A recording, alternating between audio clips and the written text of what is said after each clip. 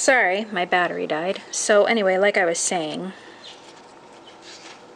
is this even remotely similar to how it was before? I don't even know.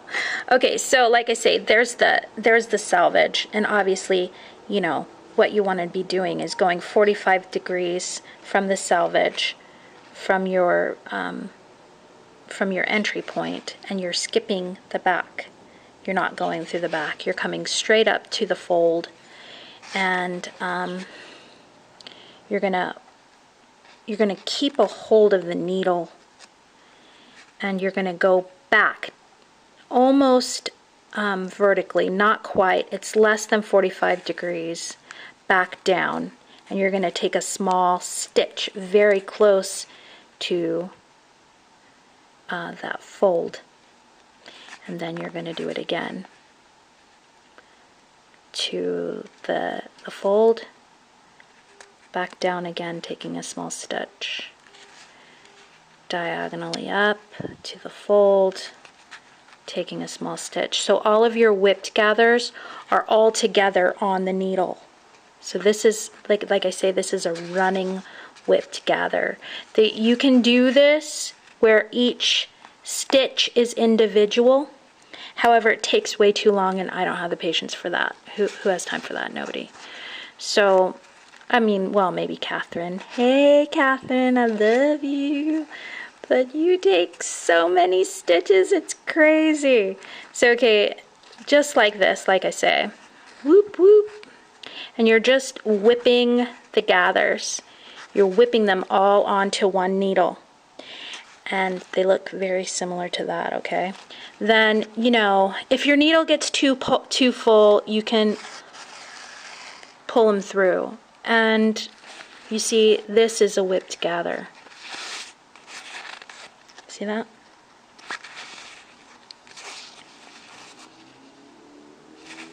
And that's what they look like from the front. This would be the front edge. You see, it's very similar to what gauging looks like. You know, it's almost like cartridge pleating. And then what you would do, you know, when you have these gathered to the correct length, what's so wonderful about whipped gathers is that you can, you know, you can make them bigger or smaller on your thread because it's a continuous stitch. So, however, the most important part is that when you go to start this stitch, that your thread is as long or longer than what you need the finished ruffle to be. Okay, so those are my tutorials. I hope that you like them. If you have any questions, just ask me. But I'm sure there's other people that are way more educated on this that could help you better. But I'll do some more whip gathers. So like I say, you're going to take a stitch this way. You're coming up, and you're taking another stitch. Coming up, taking another stitch. Taking another stitch.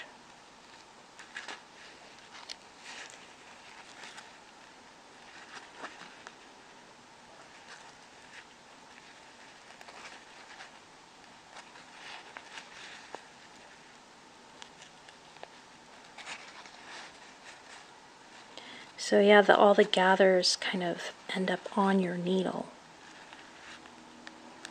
And it, you know, it goes really quickly. And you can gather a full length of whatever you're doing pretty quickly.